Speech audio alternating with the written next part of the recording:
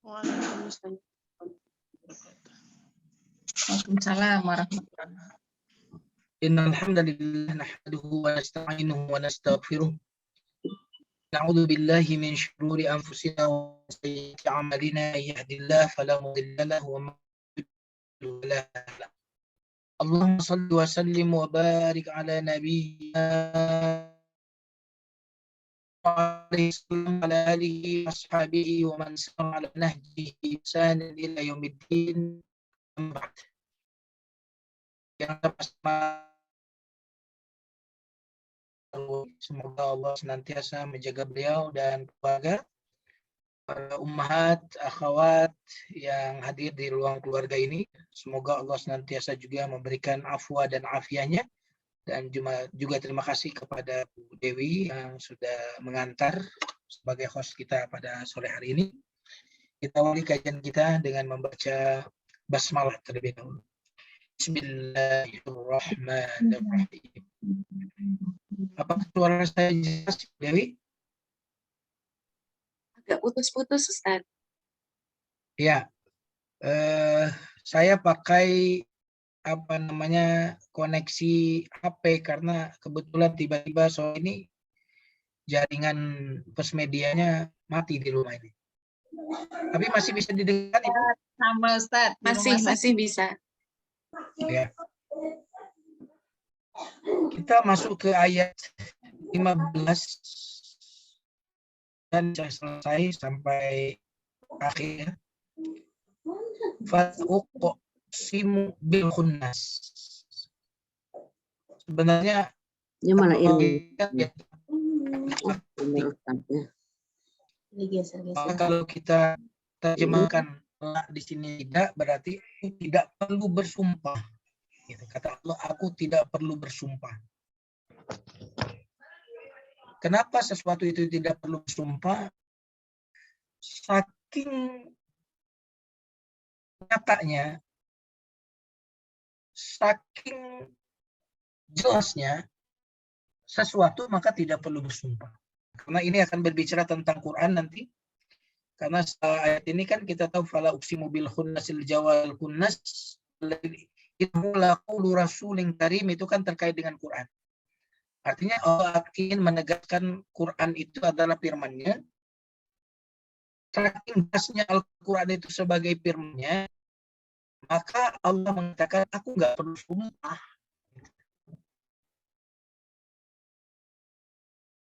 Terus kebenarannya sesuatu yang sangatnya, maka jika kata Allah ini kita ikan tidak, artinya aku tidak perlu bersumpah.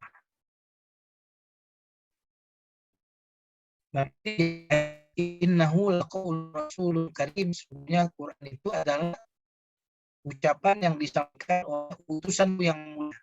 Artinya ingin menyatakan itu agung, menyatakan itu benar, maka kata di sini artinya aku gak perlu bersumpah sih. Kalau agungan Quran itu udah jelas nyata, gak perlu saya pakai sumpah karena sudah terlalu jelas gitu. Sesuatunya. Nah, ini sebenarnya salah satu uslub atau gaya bahasa Arab menggunakan kata tak perlu bersumpah, tapi justru untuk menekankan sesuatu. Dan kadang-kadang sumpah itu digunakan untuk menekankan sesuatu, wal asr, demi waktu, ya misalnya wadduha, demi waktu duha. Itu kan bersumpah untuk menegaskan sesuatu. Terkadang redaksi aku tidak perlu bersumpah itu justru juga digunakan dalam gaya bahasa Arab untuk menunjukkan juga menekankan sesuatu yang ingin dibicarakan. Sesuatu. Ada juga yang mengatakan sini lah, jadi lamnya ini lam tambah, jadi nggak ada arti. Artinya dia tambahan saja. Tapi sebagian ulama mengatakan masih ada huruf dalam Quran nggak ada fungsinya, hanya sekedar sisipan. Nah, ini walaupun artinya justru menegaskan apa yang ingin ditegakkan, yaitu tentang kewahyuan Al-Quran, tentang kebenaran Al-Quran.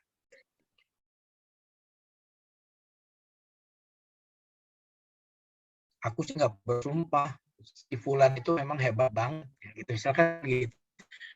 Atau misalkan bersumpah si fulan itu hebat, nah itu kan juga bisa begitu juga. Intinya ya ingin menegaskan si fulan itu hebat. Fala uqsimu, aku tidak perlu berbabil khunnas dengan bintang-bintang yang di siang hari, ya, karena ditutupi oleh sinar matahari di siang hari. Al-jawaril kunnas yang beredar di orbitnya ketika malam. Nah, ketika malam dia tampak, maka dia disebut jawar, beredar tempatnya hingga tampak. Sebagaimana tampak kijang ketika berada di sangkarnya, atau burung yang berada di sarangnya. Ya, kalau burung yang di sarang kelihatan kita. Berarti al-jawaril kunnas, dia beredar di tempatnya. Nah, itu berarti dia tampak.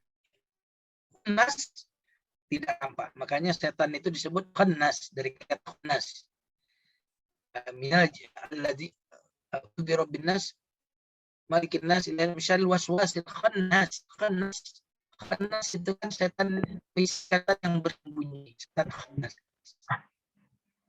Ya kan? Di sini khannas berarti tersembunyi, disebutkan oleh sinar matahari. Kalau al-jawaril kunnas, dia yang tampak di.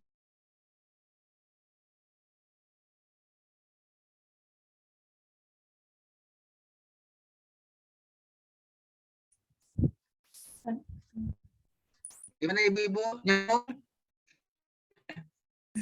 Mohon maaf ibu. Hilang Ustadz. Ya, sekarang nyambung lagi ya. Ya, Ya sudah. udah nyambung Ustaz. Ya, mudah-mudahan sebentar lagi bisa connect ke plus media ini. Saya connectnya ke jaringan internet handphone saya ini. Ya, Ustaz.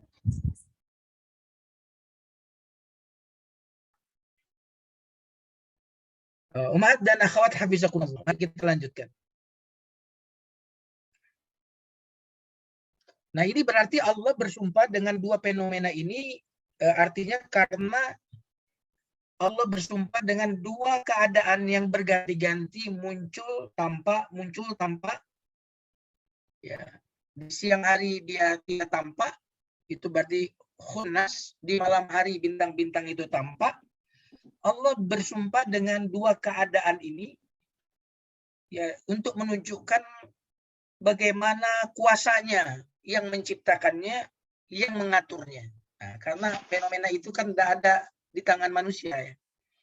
Itu kan fenomena yang disaksikan oleh semua makhluk, tanpa ada satu makhluk pun yang mampu bisa mengendalikan semua itu. Maka Allah ingin menunjukkan kekuasaannya, ya, kebesarannya dengan menceritakan fenomena itu. Wal-laili idza as'as. Ya.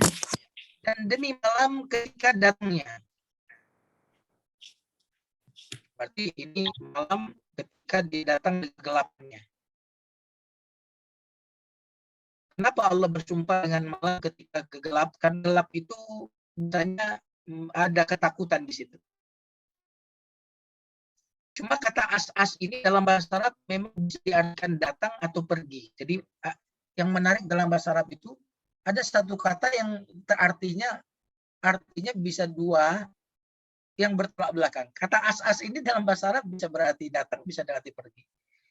Kalau dia datang berarti pas gelapnya, kan? Tapi kalau dia pergi berarti sudah mau terang, mau menuju subuh.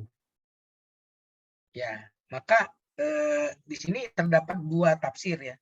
Datang atau mau meninggalkan malam itu, mau pergi. Ya. Was-subhi idza tanaffas. Nah, cuma ketika kita kaitkan dengan ayat 18, dan demi waktu subuh ketika datang. Nah, berarti yang cocok yang tadi sebaliknya dong. Ya, artinya malam datang, kemudian di sini waktu siang datang. Nah, cocok kan? Malam kegelapan, waktu subuh terang. Malam itu menunjukkan ada rasa takut, ya. Nafas itu itu menunjukkan kelegaan. Makanya ada kata napas di situ. Karena di waktu malam orang sempit napas. Gelap itu membuat orang sempit. Makanya ketika ada gelap kan terasa sesak. Suasana gelap itu kan membuat sesak. Maka ketika datang waktu pagi, tiba-tiba seolah-olah sesaknya itu hilang, maka tanafas. Nah, ini bahasa Quran itu menarik. Nah, dan kata as-as itu juga menunjukkan sebuah kelembutan. As-as itu kedatangan yang pelan-pelan ya. Kedatangan as-as, kedatangan yang pelan-pelan gitu ya. Karena memang yang menarik adalah Allah Subhanahu wa Ta'ala mendatangkan malam itu tidak langsung gelap pekat gitu, tapi dia perlahan-lahan gelap, lalu gelap. Itu sebuah kasih sayang. Makanya lampu-lampu modern itu seringkali didesain dengan cara seperti itu. Jadi lampu ketika dinyalakan tidak langsung terang dengan seterang-terangnya, tetapi dari terang dikit, tambah terang lagi, tambah terang. Di hotel-hotel itu begitu. Nah, jadi kalau kita awal-awal saya norak dulu ya kaget juga, kenapa lampu begini, ada setannya kali ini. Padahal itu lampu yang sudah dengan teknologi canggih gitu ya, sampai seperti itu agar manusia itu tidak kaget ketika terjadi perpindahan antara gelap kepada terang atau terang kepada gelap, karena perpindahan secara mendadak dari gelap ke terang itu ternyata menegangkan saraf kita. Orang bisa kemudian kesurupan dengan perpindahan yang ekstrim seperti itu. Maka malam pun datangnya secara pelan-pelan sebagai sebuah bentuk cinta Allah kepada kita. Begitu juga waktu subuh datang tidak langsung terang benderang, mataharinya langsung terang sebagaimana siang tengah siang hari demikian, tapi dia seperti kita napas lembut gitu datangnya. Wasubhi idza tanfas. Ya, jadi kalau malam gelap, ya, maka datanglah subuh ini untuk menyingkap gelap itu. Makanya saat subuh itu adalah fajar. Fajar artinya membelah, merobek kegelapan. Makanya orang-orang yang jahat, orang-orang yang durhaka disebut fujar karena mereka merobek kebenaran. Ya. Fajar itu merobek kegelapan.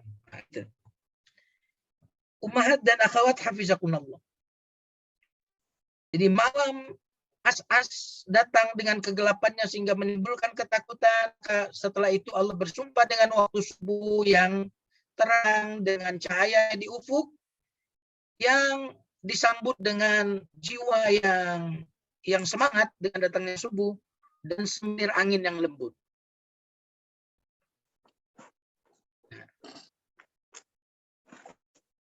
Jadi Allah bersumpah dengan malam dan kegelapannya, maksudnya wasubhi tanafas, dan sumpah dengan waktu subuh dengan cahayanya. Itu maksud walaili idza as'as wasubhi idza tanafas.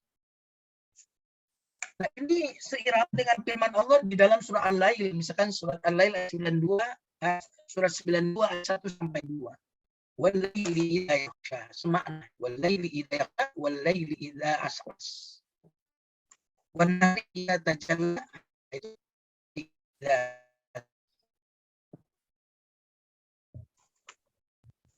juga dengan firman Allah dalam surah Ad-Duha. Wad-duha itu wal-laili asbahi idza tanafas. Wal-laili idza ja itu wal-laili idza as'as. Atau Allah menginginkan untuk pagi. Baik idza tanafas tufa itba. Ja'al laila sakana, masjid al-Quran menangan, berarti wal-laili idza as'as.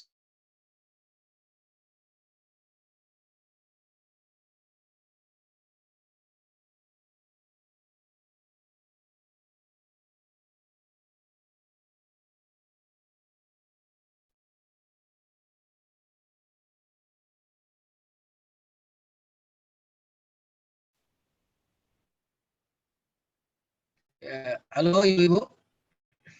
Ya Ustadz, terdengar Ustadz. Ya, mohon maaf ya kalau putus ini Bu. Ya. Ya. Ya, Ustaz. Oke, setelah sumpah tadi, lalu ingin Allah tegaskan.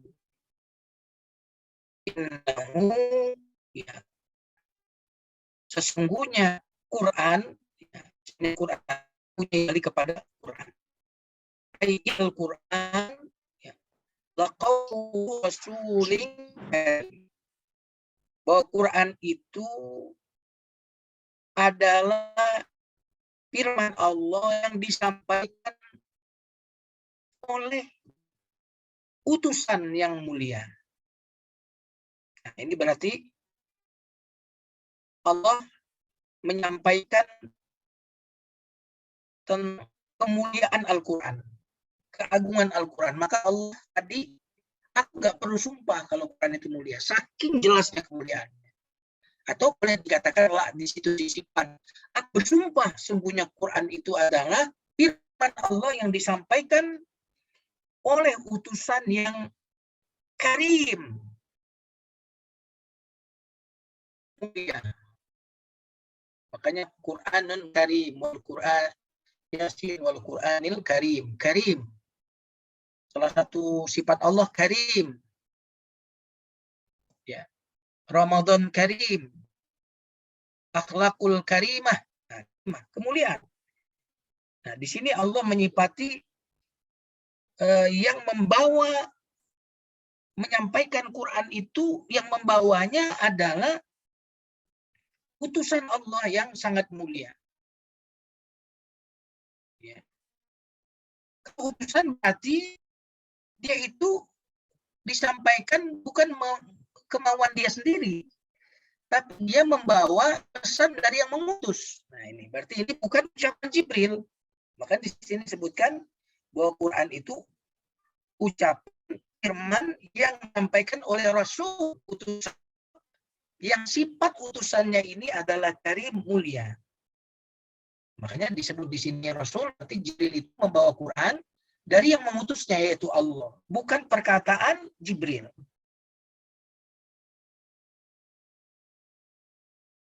Sekaligus ini menunjukkan bahwa Quran itu bukan dari bumi, ya. Karena dia disampaikan oleh Jibril yang ditahu oleh Allah. Ini bukan ucapan manusia.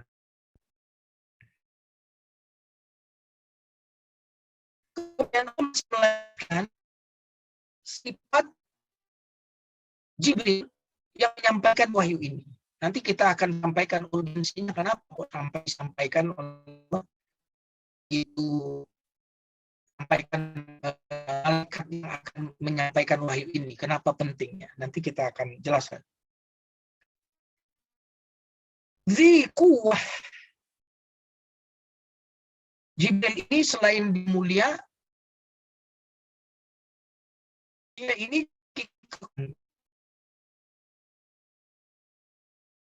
antara maknanya. Hingga tidak akan berkurang ataupun bertambah karena hafalan Jibril itu disifati oleh Allah riwah, kuat. Sehingga dia, ya, kalau kita mungkin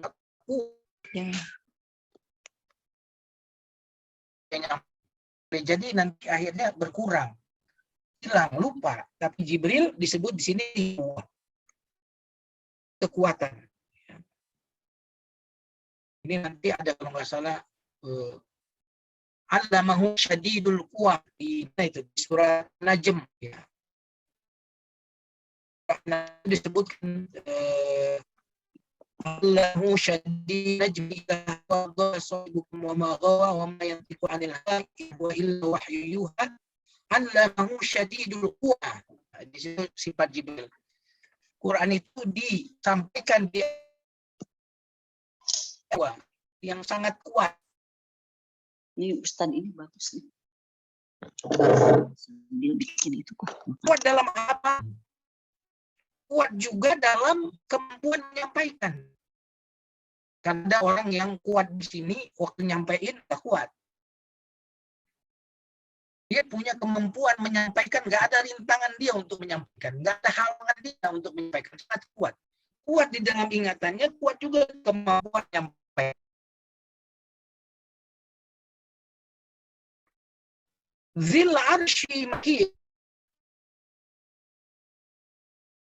sangat tinggi kedudukannya di sisi Allah. Jadi makin apa namanya, kedudukannya tinggi.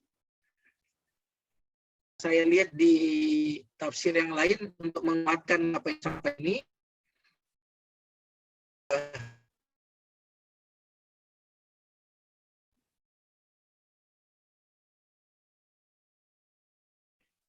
Ini di surat Yusuf ayat 54 katakan ini untuk menunjukkan Nabi Yusuf itu diberikan oleh Allah. Kata raja penguasa saat itu, Yusuf ayat 54, innal yauma ladaina makin, kata makin, Yusuf hari ini engkau memiliki memiliki kedudukan. Nah, berarti kata indadil arsy makin ini tidak menunjukkan arah ya, tetapi menunjukkan jangan indah di sini berarti Jibril itu menunjukkan tempatnya, menunjukkan tempat ya. Tempatnya di dekat Allah, bukan begitu, tapi atau menunjukkan arah. Tapi menunjukkan kata Zil Arsy Makin ini menunjukkan kemuliaan kedudukannya. Jibril ini begitu agungnya gitu. Makin. Kemudian ummahat dan akhwat yang dimuliakan Allah, muta'. Jibril ini muta'. Ini luar biasa ya. Muta' ini berarti ditaati, dipatuhi oleh malaikat-malaikat yang lain. Berarti dia wibawa yang sangat luar biasa. Seluruh malaikat tunduk kepada Jibril ini. Ya. Kalau malaikat Jibril ini memerintahkan kepada malaikat-malaikat yang lain apa? Malaikat yang lain akan menurut. Karena dia mutlak. Cuma, ya, di sana, di sisi para malaikat itu, dia amin. Ya. Bukan cuma dia ditaati, tapi dia dipercaya. Makanya pemimpinnya para malaikat itu adalah Jibril. Ya. Amin. Amin ini kan untuk menunjukkan tazkiyah, kesucian. Ya, sebagaimana Allah jika Nabi Muhammad dari segala kekurangan, maka ketika mengatakan Jibril, itu artinya bersih dari pengkhianatan, bersih dari penipuan, sibuk dari sifat kurang. Itu benar-benar yang menyampaikan wahyu ini terjamin, gitu kira-kira begitu. Jaminanmu itu jaminan orisinil, jaminan nggak akan ada kesalahan, itu yang ingin ditekankan. Yang menyampaikan wahyu dari malaikat yang sangat kuat.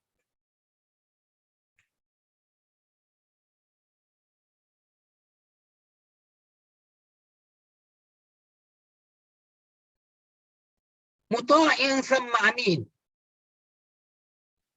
Kemudian wa ma sahibukum bimajnun.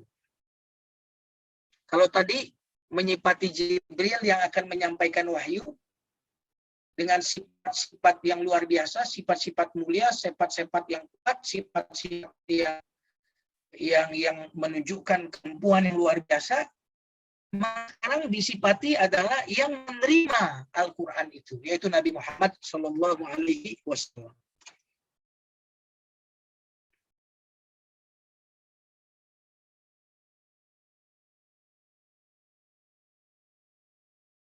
Dan yang menarik sebelum saya lebih jauh,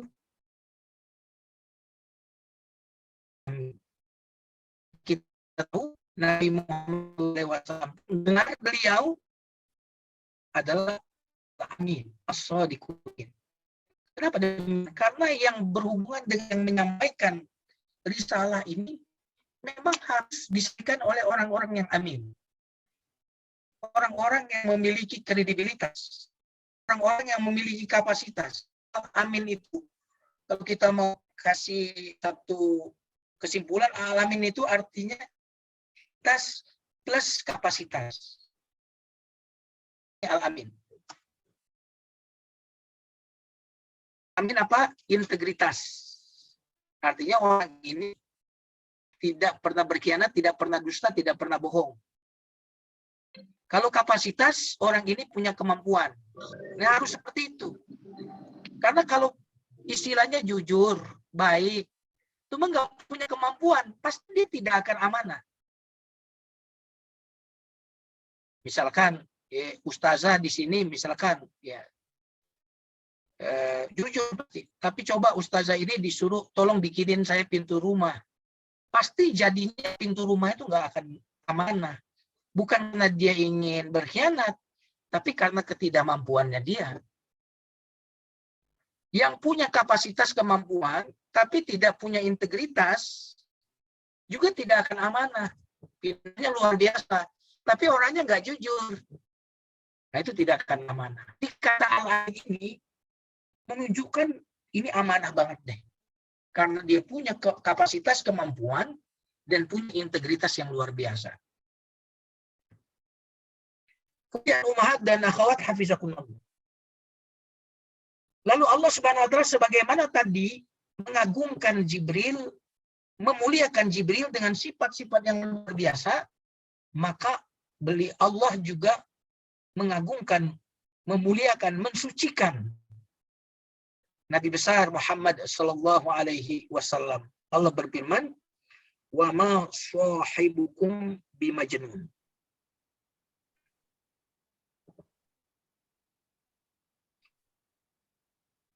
Bukanlah sahabat kalian itu orang yang gila. Ya.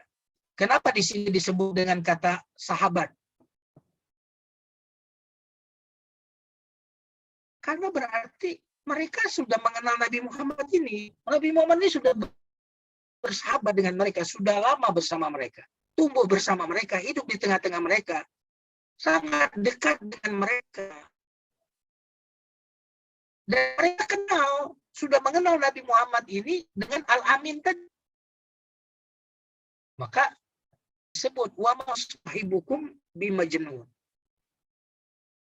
Bagaimana kalian mensifati dia dengan majnun? Padahal kalian bersahabat dengan dia selama ini, menitipkan barang terbaik kalian kepadanya, mempercayakan, meletakkan Hajar Aswad, kalian setuju dia sebagai orang yang kalian setujui untuk menempatkan batu Hajar Aswad itu di saat kalian konflik, siapa yang pantas untuk meletakkan Hajar Aswad itu di tempatnya. Ya. Kata sahabat di sini menunjukkan mereka sangat mengenal siapa Muhammad ini. Sangat mengenal bahwa Muhammad ini orang yang paling cerdas, orang yang paling jujur, orang yang paling sempurna. Maka inilah rahasia mengapa disebut kata wa ma sahibukum. Ya.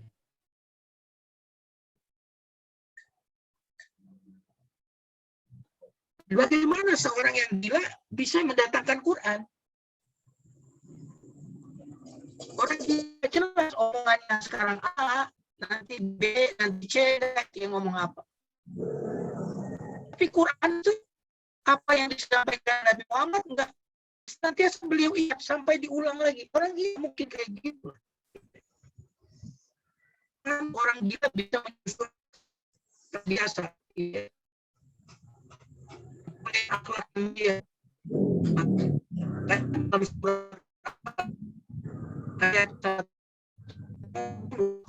ayat turun ma'ata bina'mati rabbika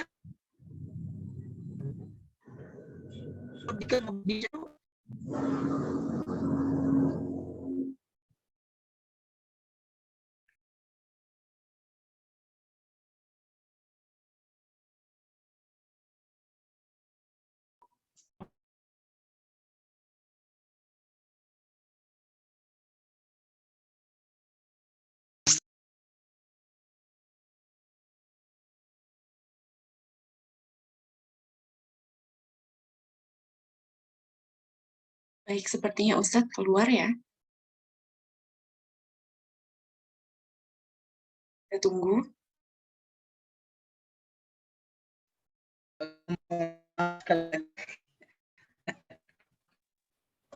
Masih ada sih Arum, tapi putus kayaknya.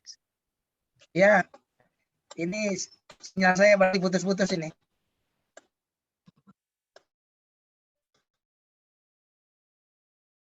Umat akhwat yang dimuliakan Allah, dalam surat Al-A'raf ayat 104 ayat 184 Allah berfirman, awalam yatafakkaru ma bisahibihim min jinnah. Cobalah mikirlah. Coba kamu pikirkan Muhammad itu. Dia menuduh dia gila. Coba pikirin coba. Bagaimana bandingkan orang gila dengan yang bukan gila. Cobalah. Awalam yatafakkaru ma bisa. Suruh mikir. Bahkan yang menarik lagi, dalam surah As-Saba ayat 46, Allah berfirman, Kul innama a'idukum an taqumu lillah. Kata Allah, aku menasihati kalian untuk berdiri karena Allah, berdoa sendirian, maksudnya tuh untuk ngumpul berdua atau sendirian. Setelah kalian ngumpul atau sendirian, coba mikir deh. Summa tatafakkaru. Memikirkan. Bisahibikum min jinnah. Enggak mungkin. Muhammad itu gila tuh, kalau coba mikir deh, mikir. Sampai Allah mengundang mereka untuk mikir. Ya. Ini ayat Al-Quran luar biasa. Kemudian,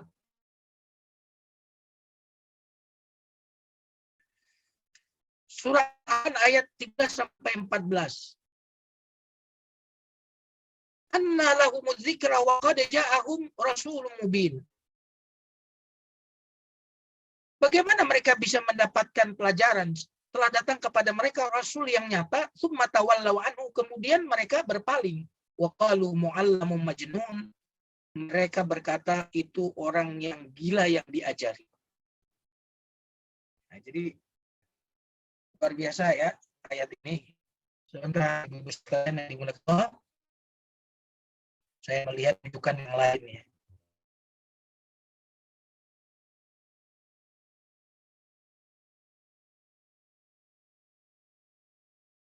Kita lanjutkan.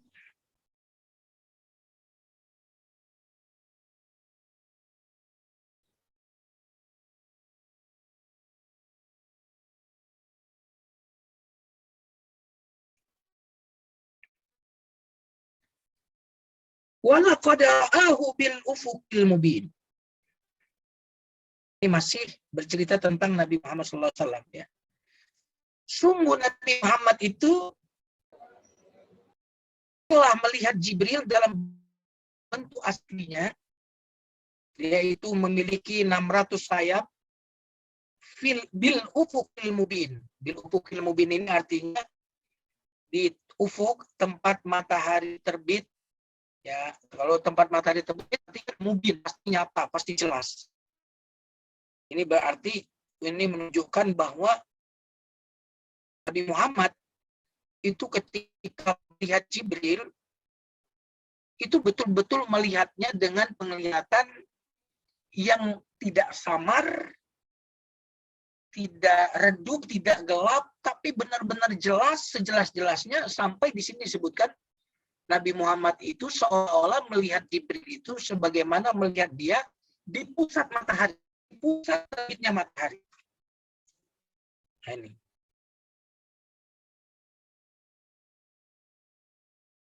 Ini menunjukkan bahwa benar-benar malaikat itu malaikat yang terpercaya untuk diturun, untuk diterima yang disampaikan oleh malaikat itu.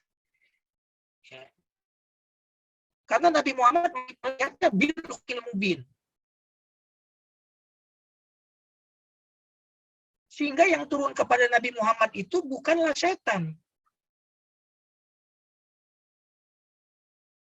Karena Nabi Muhammad melihat Jibril dengan kelihatan yang sangat jelas bil ufuqil mubin.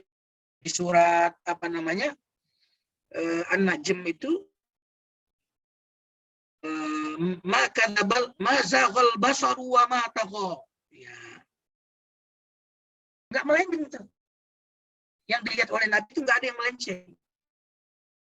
Di ayat An-Najm, surat An-Najm 13 sampai 14 itu kan, walaqad ra'ahu nazlatan ukhra.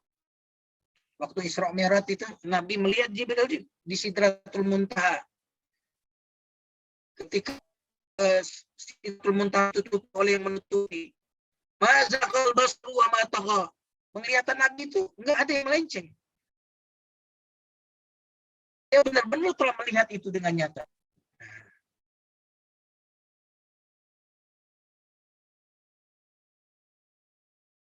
Umat dan akhwat yang dimuliakan Allah. Jadi bukan setan, tapi Jibril. Maka Allah Subhanahu wa taala berfirman dalam surah An-Najm ayat 11 sampai 14, "Ma kadzabal fuadu ma ra'a." Hati Nabi tidak pernah berdusta terhadap yang dia lihat. Afatumarunahu ala ma yara? Apa kalian ragu terhadap apa yang lihat Muhammad? Kalau dia telah melihatnya juga waktu Isra Mi'raj itu. Nah, ini berarti benar-benar Allah sedang bicara tentang kemurnian, keaslian, keterjagaan wahyu ini. Baik dari sisi Jibril yang akan menyampaikan kepada Nabi Muhammad maupun dari sisi Nabi Muhammad.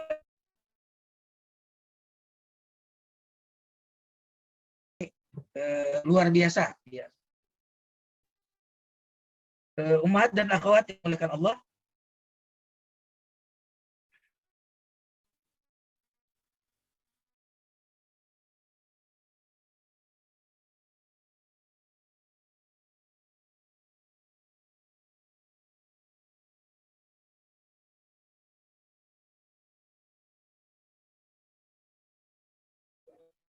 bil ufukil mubin.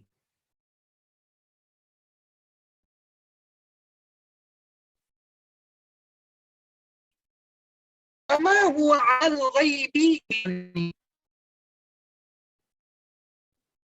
Nabi Muhammad itu bukanlah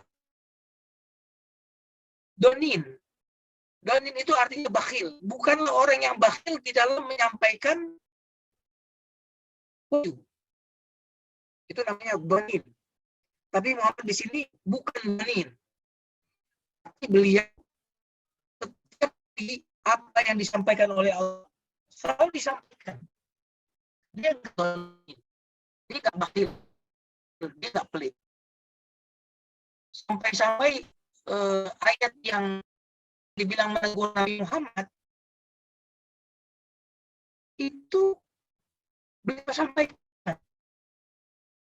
Intinya ngomongin kesalahan Nabi Muhammad apa, Nabi Muhammad ini begitu kalah beliau bermuka salam misalkan, atau mengharamkan apa yang dilakukan oleh Allah kepadanya karena demi ridho istrinya, kan itu ada teguran Allah kepada Nabi Muhammad, itu disampaikan oleh Nabi Muhammad.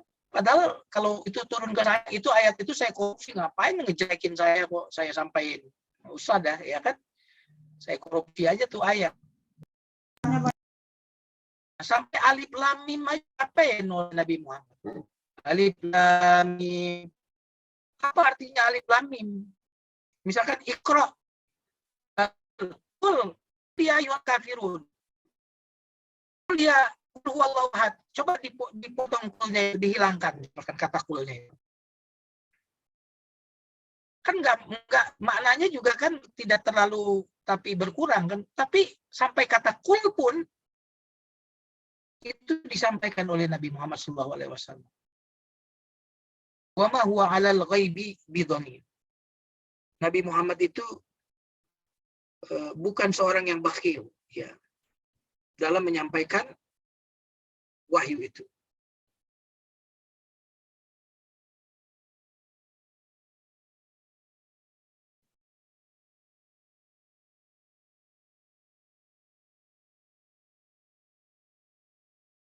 Kenapa di sini wa ma huwa 'alal ghaibi bidhanin? Ya. Karena gini, Kalau Nabi Muhammad itu dukun, biasanya dukun itu kalau perkara-perkara gaib yang dianggap gaib dia tahu, dukun itu pelit. Kalau kamu mau tahu, bayar dulu dong.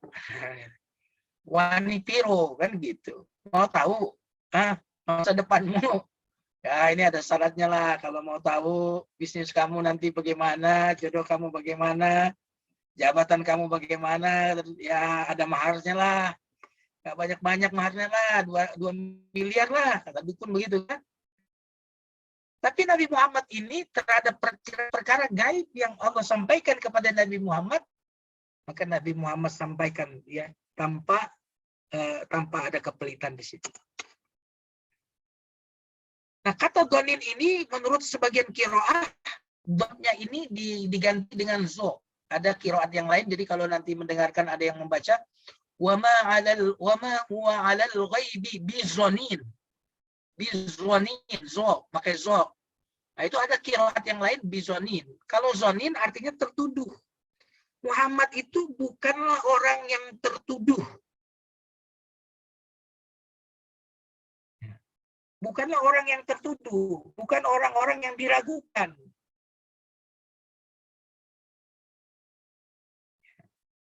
Maka bisa dikatakan bidonin, bisa diucapkan juga dengan bizonin. Nah, ini sekali lagi untuk menunjukkan bahwa Nabi Muhammad ini benar-benar jujur, benar-benar amanah di dalam menyampaikan Al-Quran itu. Ya, ini dahsyat. Jadi wa ma sahibukum bimajnun wa laqad ra'ahu bil ufuqil mubin. Ini mensifati Nabi Muhammad. Wa ma huwal ghaibi bidonin. Nah, yang menarik berikutnya ini adalah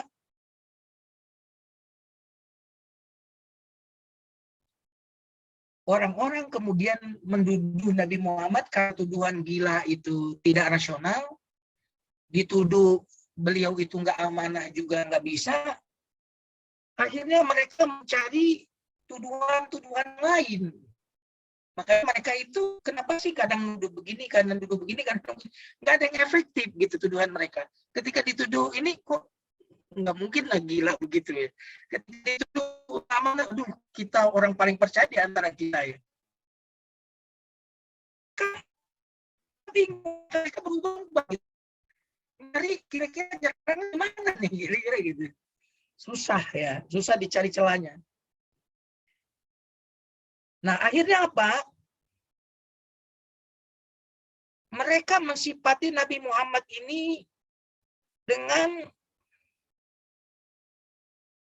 tuduhan yang lain. Misalkan mereka mengatakan bahwa Nabi Muhammad ini adalah orang cerdas. Yang cerdas nih Muhammad ini. Gitu. Udah bertolak belakang kan? Tadi katanya gila. Ya. Tapi kemudian mereka bilang ini cerdas. Jadi dia ini cerdas. Bisikan.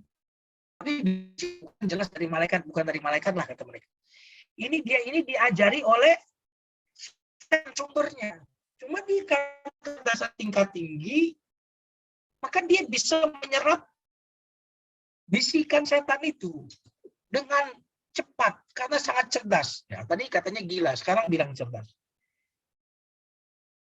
Maka mereka mengatakan Muhammad itu menerima Al-Quran itu dari setan. Setan yang membisikkan kepada Muhammad. Makanya mengapa di ayat 25 ini Allah Subhanahu wa taala menurunkan ayat ini wa ma huwa biqauli syaitan. Jadi menolak tuduhan-tuduhan mereka itu wa ma huwa biqauli syaitanir rajim. Quran itu bukan ucapan setan yang terkutuk. Yang waktu dulu sebelum turun Al-Quran, sebelum Nabi kan setan itu suka nongkrong di langit dalam surat Al-Jin. Wa anna kunna na'udu maqa'ida lis-sama. Dulu kami nongkrong tuh di langit, kata setan. Tapi kenapa sekarang famaistami'il an surat Al-Jin yalahu shihabar rada. Ya sekarang kok kita kalau nongkrong di sana ya kok ada yang ngelemparin kita ya dengan api ya. Padahal dulu kita biasa nongkrong ya. Makanya mereka mengatakan surah Al-Jin, wa anna lamasna as-samaa fawajadnaha muliat harasan syadidan wa syuhuba. Kami sentuh langit dan kami lihat langit itu penjaganya luar biasa. Mereka bingung ada apa nih? Ternyata diutus Nabi Muhammad. Maka biasa langit kita ini langitnya sudah di protek yang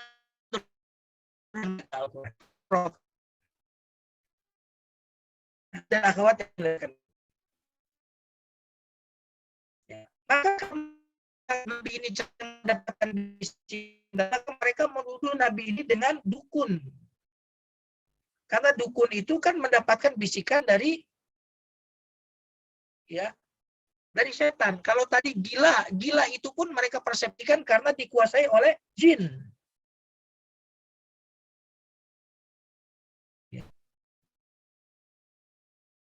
Maka jin berbisik kepada orang gila. Jadi jin ngomong di lisannya orang gila. Itu menurut mereka. Maka di surah Al-Hijr ayat 6 Allah berfirman, "Wa qalu ya ayyuhalladzi nuzzila 'alaihi dzikr innaka lamajnun." Mereka berkata, wahai yang diturunkan kepadanya Al-Quran, sungguhnya engkau orang gila.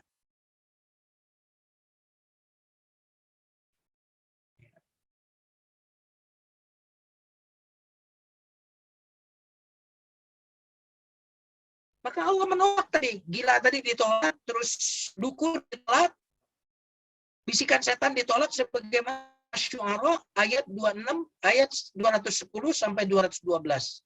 Wa ma tanazzalat bihi syayatin.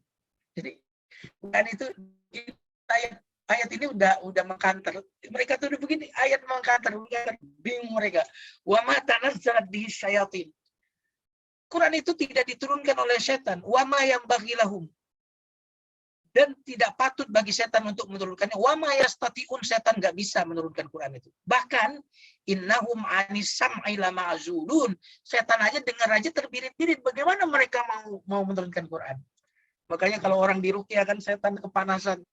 Gimana dia mau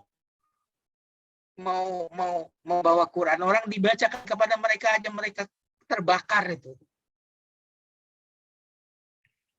Umat dan akhwat yang dimuliakan Allah, dalam surat At-Tur ayat 29 Allah berfirman, "Fadzakir fama anta bini'mati rabbika bikahinin wala majnun." Ingatkanlah Muhammad, engkau bukanlah seorang dukun. Nikmat yang Allah berikan kepadamu itu bukanlah sebuah nikmat yang diberikan kepada dukun. Wala majnun, bukan juga kepada orang gila.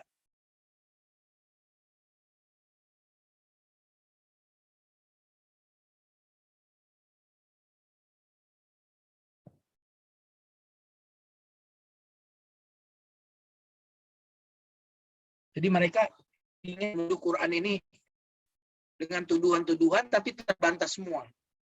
Akhirnya mereka mengatakan, oh Muhammad ini kalau tadi dia dengarnya bukan dari malaikat tapi dari jin, kalau jin berarti dia ini jadi gila karena ditunggangi jin, atau dia ini mendapatkan bisikan dari setan hingga dia itu kemudian dukun, ya.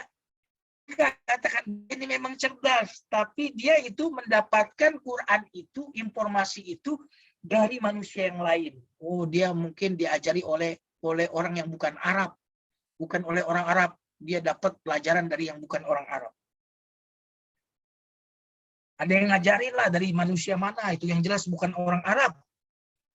Maka turunlah firman Allah di An-Nahl ayat 103. Walaqad na'lamu innahum yaquluna innama yu'allimuhu bashar. Kami tahu orang-orang kafir itu akan mengatakan Muhammad itu mendapatkan Quran diajari oleh seorang manusia yang lain yang bukan orang Arab. Maka Allah bantah, lisanul ladzi yulhiduna ilaihi a'jamiyyun wa hadha lisanun arabiyyun mubin. Mereka bilang itu diajari oleh orang yang bukan Arab, tapi kok Qurannya turun dengan bahasa Arab. Waduh. Terbantahkan lagi.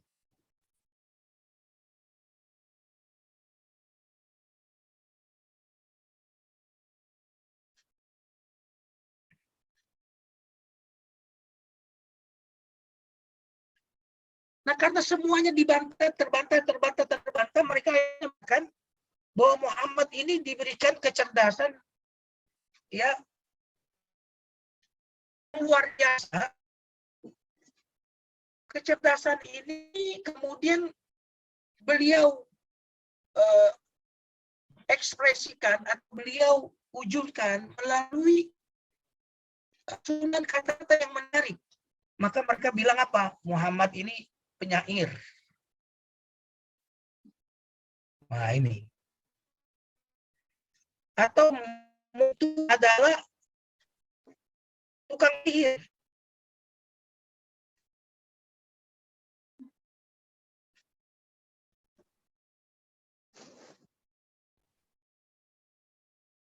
Karena biasanya ya bahwa sihir dan syair, kira-kira gitu ya, itu kan kemampuan mempengaruhi, kemampuan menyusun kata-kata. Tapi Allah kemudian membantah itu. Bahwa Quran itu sumbernya Syu'ara 192 sampai 194. Wa innahu latanzilu rabbil alamin nazala bihir ruhul amin ala qalbika litakuna minal mundirin. Semuanya Quran itu diturunkan dari Rabb al-alamin yang disampaikan oleh Jibril yang al-amin ke dalam hatimu untuk kemudian agar engkau menjadi orang yang memperingatkan.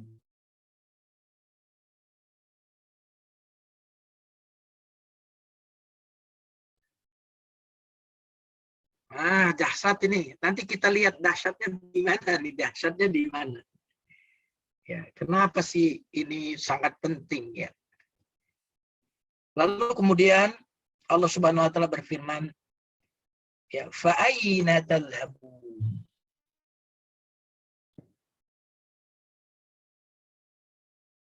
Mau kemana kalian pergi?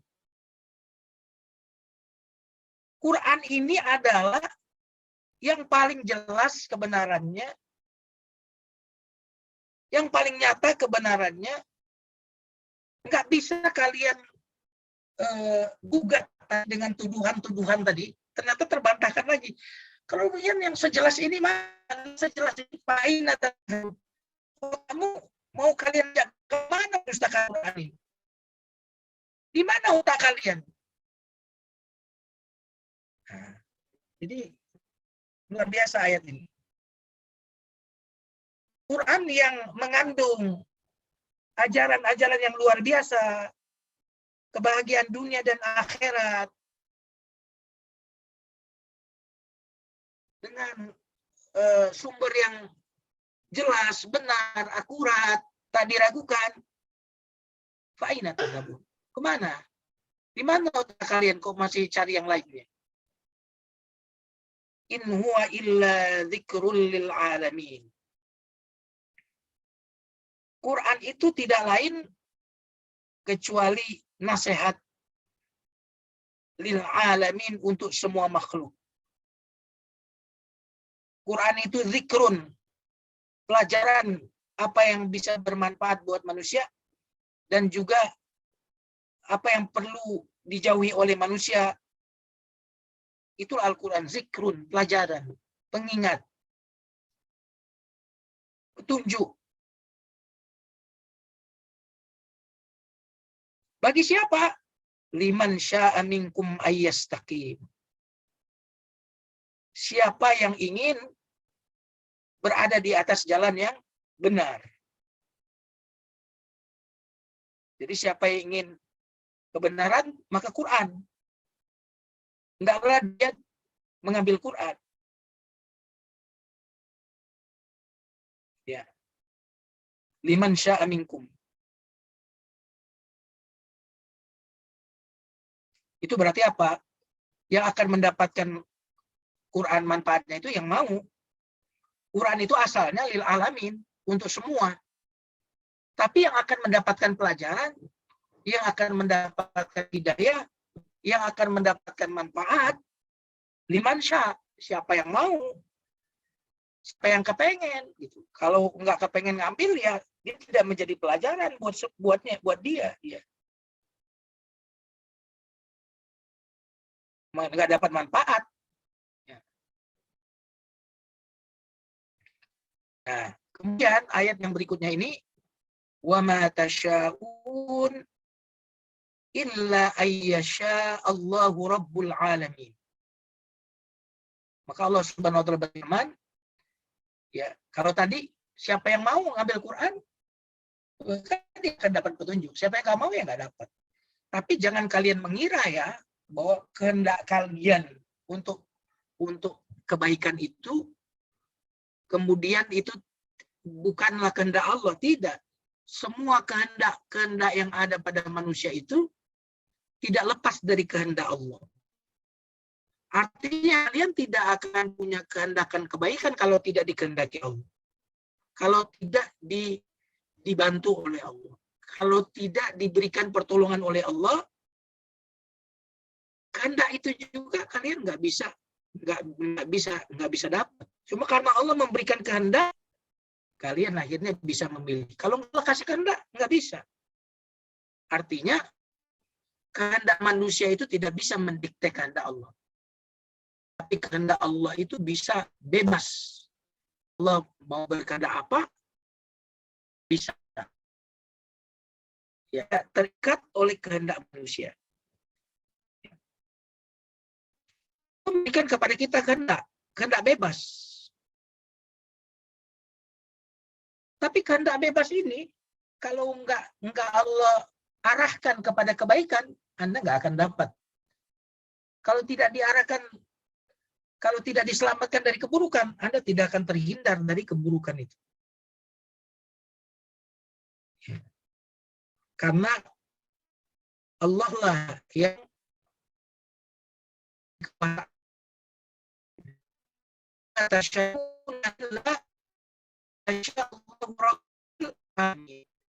tidaklah kalian berhadap kecuali yaitu Tuhan. Manusia tidak akan untuk menginginkan sesuatu karena itu telah diberi potensi oleh Allah, telah diberikan kemampuan untuk memilih yang baik dan yang buruk. Itu kan yang ngasih Allah semua. Nah, kalau kalian itu bisa memilih yang baik, itu juga karena karunia Allah. Ya. Ini terakhir, ayat terakhirnya. Nah, tadi saya ingin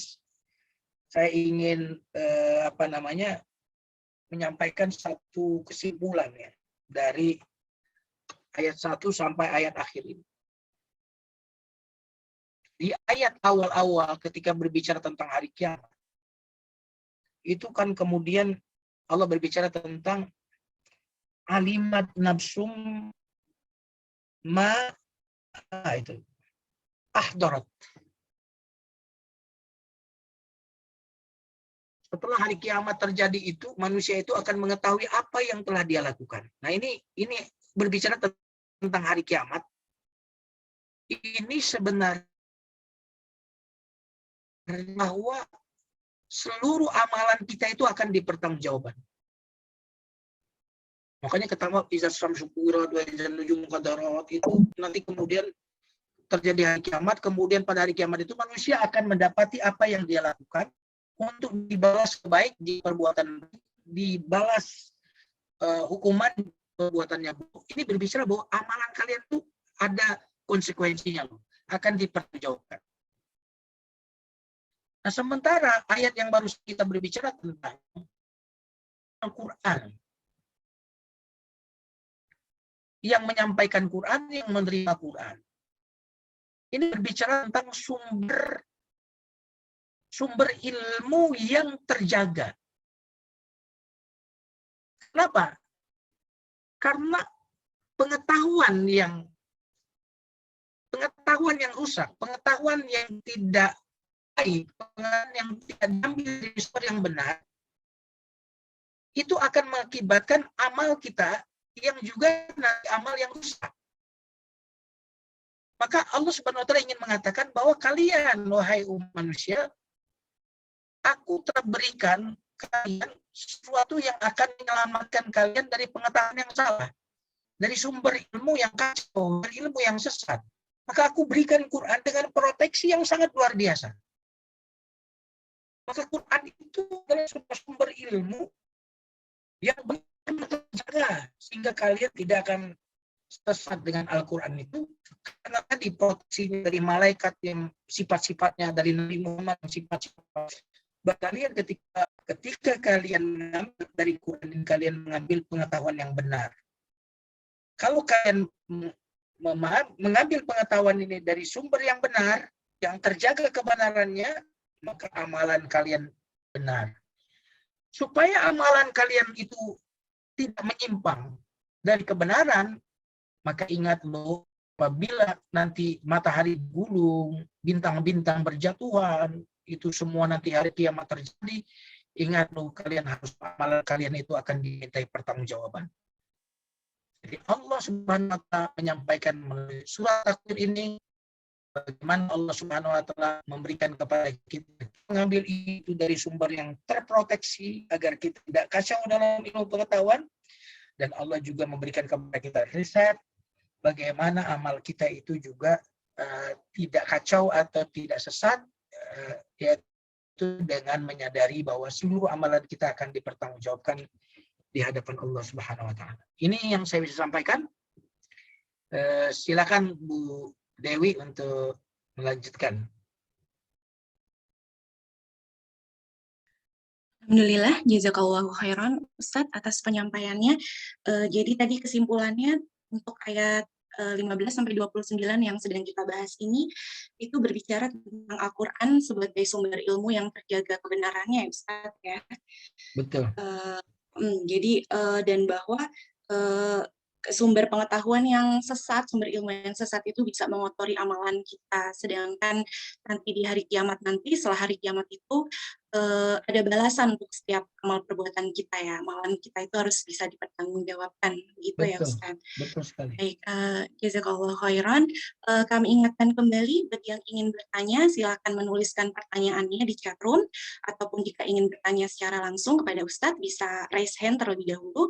Namun sebelum kita lanjutkan ke sesi tanya jawab, izinkan kami menginformasikan bahwa kajian tafsir kali ini terselenggara atas dukungan dan kerjasama dari media partner kami, yaitu Majelis Taklim Muslimah Kebayoran Residence, Forum Halakoh Al-Quran Al-Falah, Majelis Taklim Sahabat Aisyah, Rumah Al-Quran Nusantara Banten, dan Persaudaraan Muslimah. Kemudian kami juga ingin menyapa kelompok-kelompok majelis taklim yang telah berpartisipasi, yaitu Majelis Taklim As-Sa'adah, kelompok Cinta, kelompok Perindu Surga, dan kelompok Anissa. Terima kasih telah bergabung bersama kami pada sore hari ini. Baik, acara kita lanjutkan kembali, yaitu ke sesi tanya-jawab. Apakah sudah ada yang ingin bertanya? Mungkin secara langsung kepada Ustadz.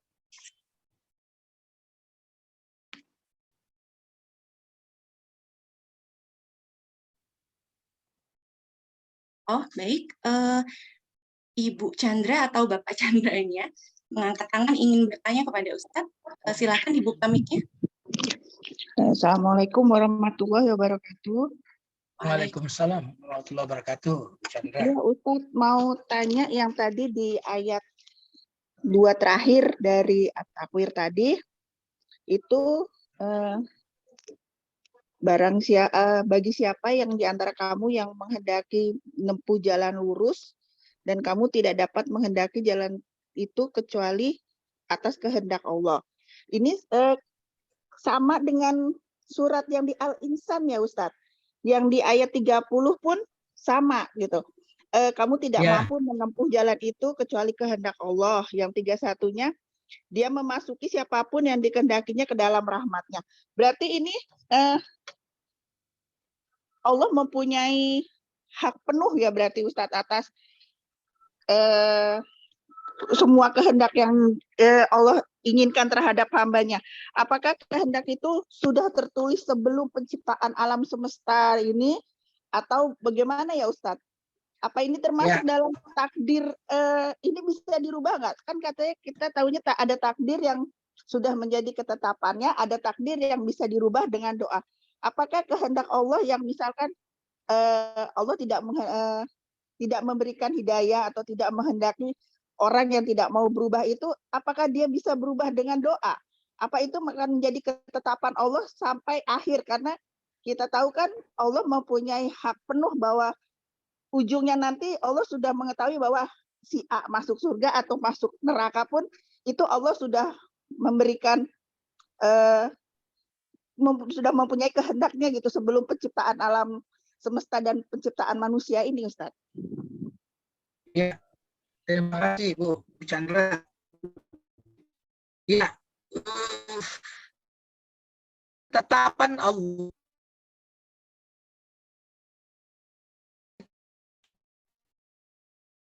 tidak berarti kemudian cabut kemerdekaan manusia itu diberikan oleh Allah adalah kemampuan untuk memilih, choice, free will. Ya, free will itu kan diberi oleh Allah.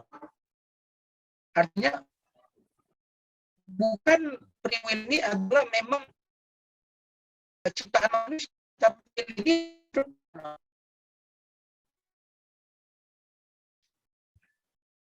adapun ketetapan Allah yang disebut takdir tadi Ibu tadi adalah tetap berdasarkan ilmu. Maka istilahnya qadha.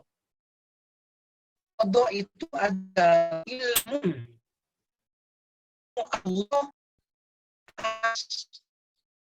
yang akan terjadi, yang sedang terjadi, yang sedang terjadi, yang akan terjadi. Allah ilmu, pengetahuan Allah.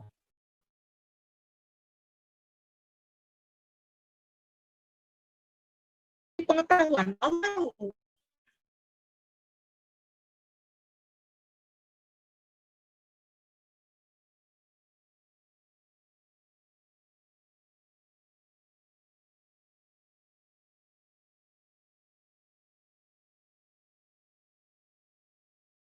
Halo. Ya, Ustadz. Oke, terbang dia.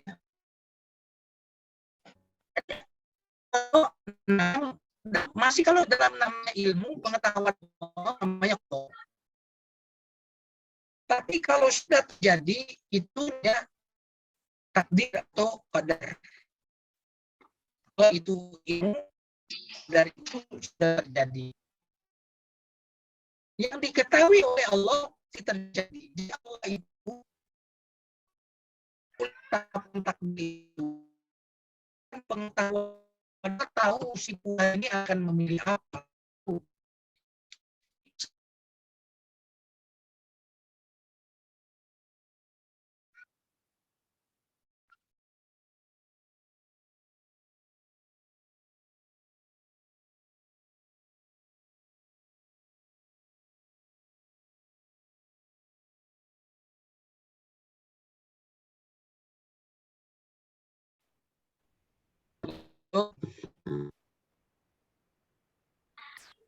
Ya, Ustadz, tadi sempat Ustadz. hilang suaranya.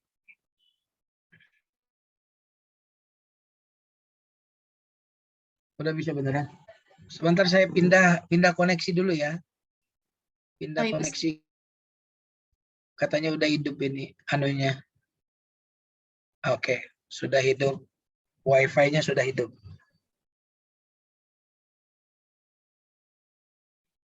Oke, jelas suara ya, Bu? Jelas, Ustadz. Oke, alhamdulillah. Jadi Allah sudah tahu apa yang akan dipilih manusia. Itu yang disebut dengan takdir. Bukanlah Allah kemudian menyeret seperti kita ini. Tahu anak kita mau beli apa kalau kita kasih uang jajan. Udah tahu. Bukan berarti kita yang maksa anak itu untuk beli sesuatu. Tapi kita udah tahu. Anak itu akan membeli apa. Itu yang disebut takdir Allah itu di situ yang dimaksud. Allah tahu dan pengetahuan Allah itu pasti terjadi. Jadi yang namanya takdir itu pengetahuan Allah. Nah, pengetahuan Allah itu nggak mungkin meleset, maka disebut takdir. Nah, bukan berarti dicabut kehendak bebas manusia, bukan begitu. Nah, pengetahuan Allah atau takdir Allah tadi, jangan dipahami takdir Allah itu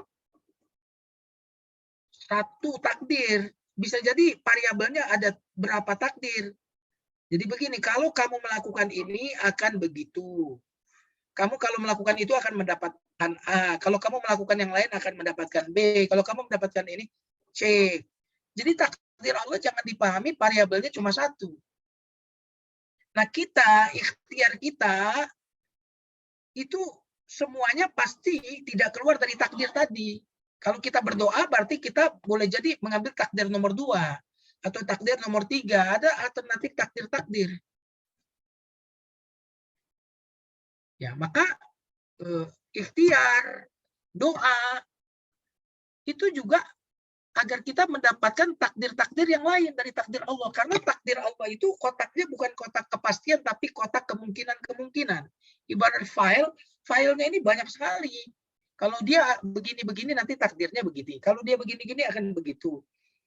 Kayak rezeki kan begitu juga. Rezeki kalau dia bersedekah akan tambah. Kalau dia nggak bersedekah, rezekinya segini doang. Kalau dia silaturahim, nanti rezekinya sekian lagi. Tetap dia di kotak takdir itu. Jadi kita hidup ini cuma memilih takdir-takdir. Kita memang diberikan free will, kebebasan. Tapi kebebasan bukan memilih sekehendak kita. Tapi kita memilih pilihan-pilihan yang sudah ditetapkan oleh Allah. Gitu. Bingung kan kalau bicara takdir?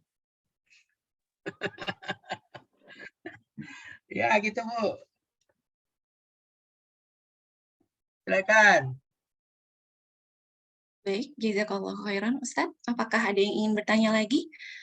Silakan, mungkin bisa dituliskan pertanyaannya di chat room atau bertanya secara langsung dengan membuka mic-nya. Atau saya ingin bertanya dulu ya, Ustadz. Silakan, Bu.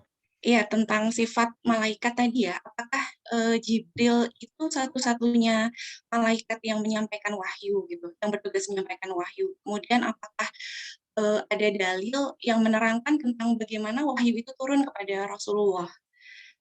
Seperti itu, Ya. Ustaz. Ya, pertama memang hanya Jibril yang menyampaikan wahyu itu. Tidak ada satu riwayat pun yang bisa kita dapatkan dari Quran, dari Sunnah, kecuali hanya Jibril itu. Nah, karena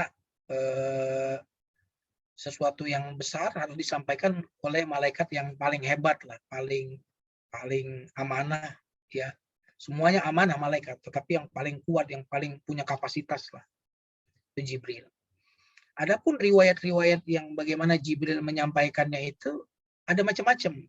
Ya, contohnya riwayat tentang wahyu yang pertama itu, Bu. Jadi keadaan Nabi itu dalam menerima wahyu itu macam-macam. Ya, ketika Jibril datang tuh macam-macam.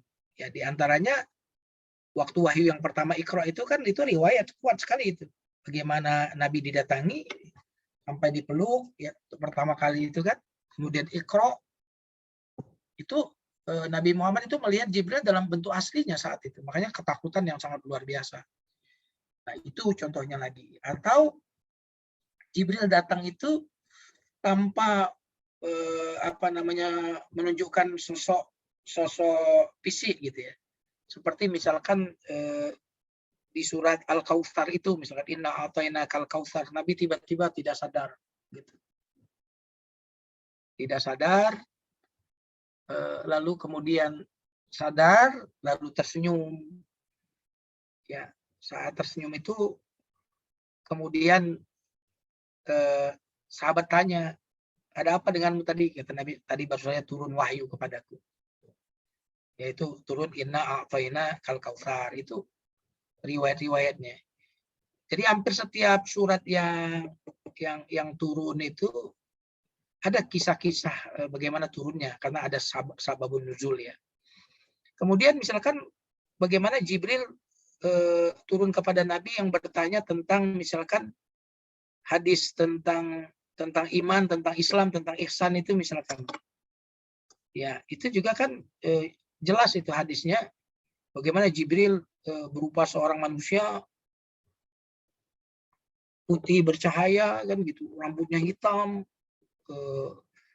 tidak, ya itu hadis tentang Jibril bertanya kepada Nabi iman dan Islam itu sampai Jibril meletakkan lututnya menempel dengan lutut Nabi. Nah, itu banyak sekali riwayat-riwayat yang kita bisa sampaikan ya. Artinya banyaklah riwayat-riwayat Jibril yang datang kepada Nabi Muhammad itu. Tidak cuma satu. Wallahu a'lam bishawab. Baik, jazakallah khairan Ustaz. Ini ada dari Ibu Chandra, ini Ya, pertanyaannya silakan. Bu. Di surat Muhammad 22-23 pada ayat 2 itu yang ada hubungan rahim saja atau di luar rahim, tapi karena nasab atau sesama muslim. Pada ayat 23 itu gambaran ketika masih hidup di dunia atau itu keadaan saat dibangkitkan. Oke, pertama pada ayat surat Muhammad ya. Pada ayat di surat Muhammad 22-23, pada ayat 22 itu ada yang hubungan rahim saja atau di luar rahim. Tapi karena tahu selama pada ayat 23 gambaran ketika masih hidup di dunia atau itu keadaan dibangkitkan. Oke, silaturahim dalam perspektif Al-Quran dan hadis itu semuanya sebenarnya merujuk kepada yang hubungan nasab, hubungan rahim. Jadi seluruh ayat Quran maupun hadis yang berbicara tentang rahim itu sebenarnya adalah kepada kerabat atau yang ada hubungannya dengan nasab. Nah, cuma memang dalam bahasa sehari-hari dia mengalami perluasan lahirnya silaturahim nasional, ya, Sitlatnas. Jadi kalau hubungan saya dengan ibu-ibu ini bukan silaturahim, tapi ukhuwah Islamiyah. Kalau ke ziarah ke rumah saya namanya ziarah, tapi kalau ke rumah adik kakak itu namanya silaturahim. Ya, jadi walaupun kalau mau dihubung-hubungkan ada hubungan rahim apa? Ya Nabi Adam dan Hawa, jauh amat gitu kan. Rahim di situ adalah orang-orang yang ada hubungan rahim dengan kita. Semua ayat Quran atau semua hadis hampir keseluruhannya berbicara tentang rahim yang artinya adalah hubungan keluarga. Adapun ayat 23, ulaikal ladzina la'anahumullah fa'asammahum wa'ama absarahum. Ini di dunia dan akhirat ya. Dapat laknat Allah di dunia, laknat artinya jauh dari rahmat Allah. Fa'asammahum wa'ama absarahum. Ya akhirnya mereka bisu dan buta. Bisu untuk berkata benar, bisu untuk buta untuk melihat kebenaran. Ini hukuman bagi orang yang memutuskan silaturahim. Makanya kalau kita udah rajin ngaji, udah rajin ibadah, kok nggak benar-benar perilaku ya? Kok nggak berubah ya? Boleh jadi memutuskan silaturahim tuh. Kok jauh banget rezeki nggak lancar ya? Oh, itu boleh jadi tuh. Dilaknat oleh Allah tuh. Itu.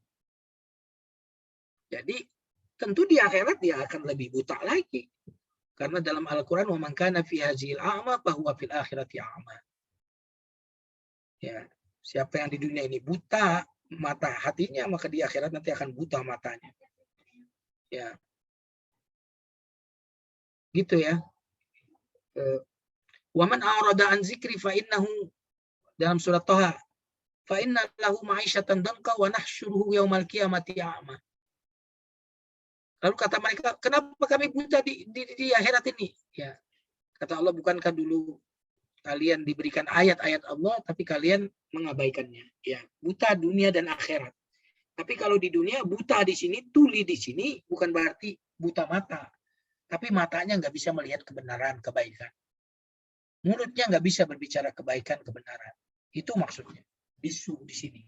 Wallahu a'lam bishawab. Baik Ustadz, sudah jelas ya untuk Bu Chandra, insya Allah. Apakah masih ada yang bertanya lagi? Bertanya secara langsung kepada Ustadz atau melalui chatroom?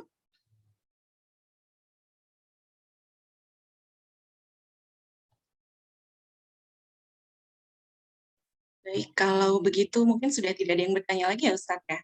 Ini ada Bu Oh, Chandra raise Bu hand. Chandra lagi. Baik, silakan Bu. Silakan Bu Chandra.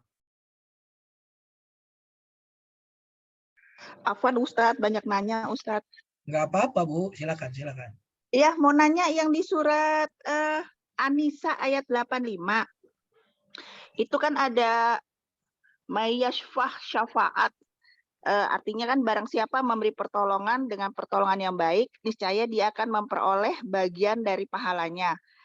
Dan barang siapa memberi pertolongan dengan pertolongan yang buruk, niscaya dia akan memikul bagian dari dosanya.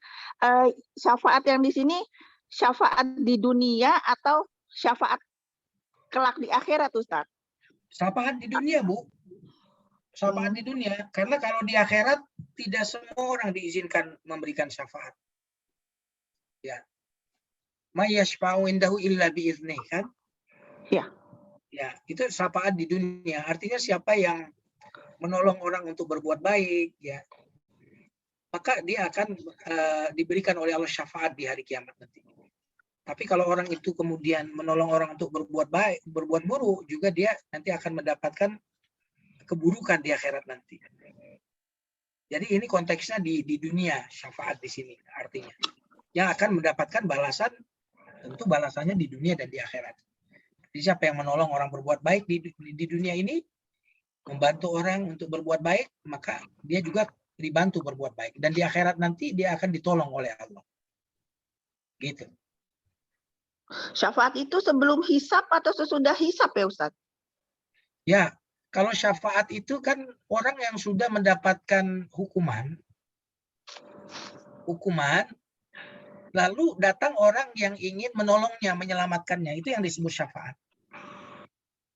Jadi syafaat itu kalau kita bilang tuh apa ya, pelicin lah kira-kira gitu. Artinya orang yang bisa membantu kita ketika kita dalam masalah. Berarti itu ada syafaatnya nanti, macam-macam syafaat itu Bu. Ada syafaat yang ketika semua manusia menunggu hisab karena dibiarkan, ada syafaatul kubra namanya itu, di mana manusia itu pada hari kiamat nanti di padang mahsyar itu nanti matahari sangat dekat di kepala mereka, sangat panas, dibiarkan begitu, enggak dilakukan hisab oleh Allah, ya, lari kepada nabi-nabi yang lain, minta segera kepada Allah agar segera diselesaikan ini, gitu ya. Nah, kalau syafaat-syafaat yang seperti itu, syafaat khusus Nabi Muhammad SAW. Ya, yang lain nggak bisa tuh. Tapi mungkin syafaat-syafaat yang akan bisa menolong kita dari jenis selain Nabi nanti adalah orang-orang yang udah masuk neraka gitu. Masuk neraka dari kaum muslimin ya, yang mampir dulu di neraka.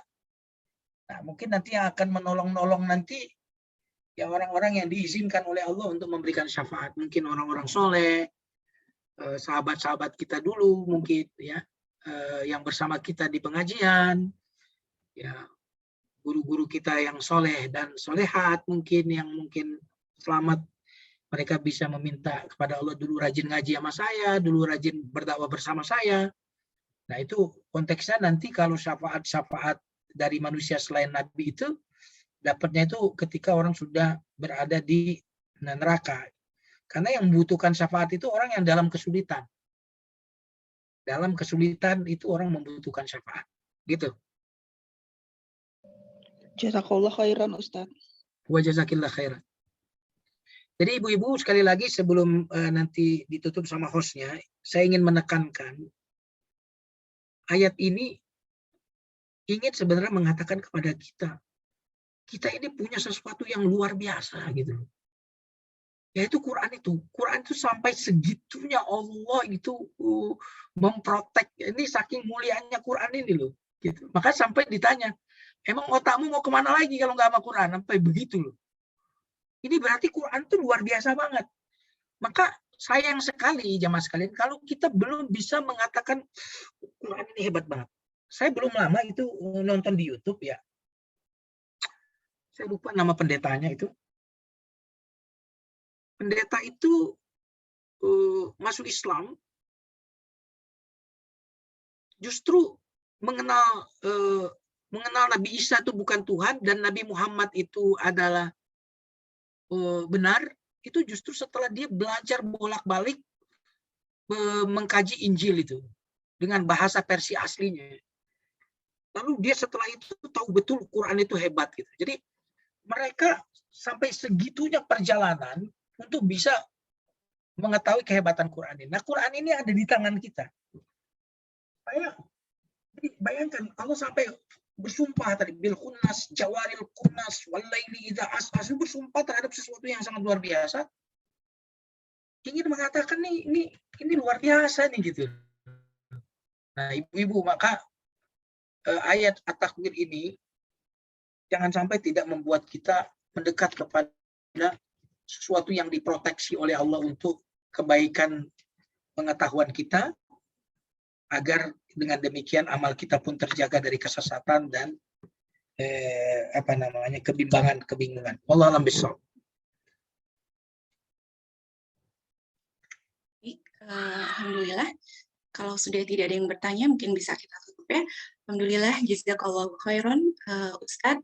Masya Allah ya tadi pengingatnya tentang kedahsyatan Al-Quran ya. Semoga kita menjadi orang-orang yang selalu berpegang teguh pada Al-Quran, bisa selalu dapat membaca, mentadaburi, dan mengamalkannya. Amin. Dengan demikian, berakhirlah kajian tafsir kita hari ini. Semoga kajian tadi membuat iman kita semakin bertambah dan menjadikan akidah kita semakin kokoh. Amin ya rabbal alamin. Sebelum kajian ini ditutup, kami mohon kepada Ustadz Jumharudin agar berkenan membacakan doa. Kepada Ustadz. Siap, terima kasih. Mari kita tengadakan tangan, ibu-ibu semuanya. Astaghfirullahaladzim, astaghfirullahaladzim. Allahumma salli ala Muhammadin wa ala ali Muhammad. Alhamdulillahi rabbil alamin. Hamdan yuwafi ni'amahu wa yukafi mazidah. Ya Rabbana lakal hamdu kama yanbaghi li jalali wajhikal karim wa azimi sultanik. Allahumma inna nas'aluka bi kulli ismin huwa lak sammaita bihi nafsak aw 'allamtahu ahadan min khalqik aw ista'tharta bihi ahadan min khalqik aw ista'tharta bihi fi 'ilmil ghaibi 'indak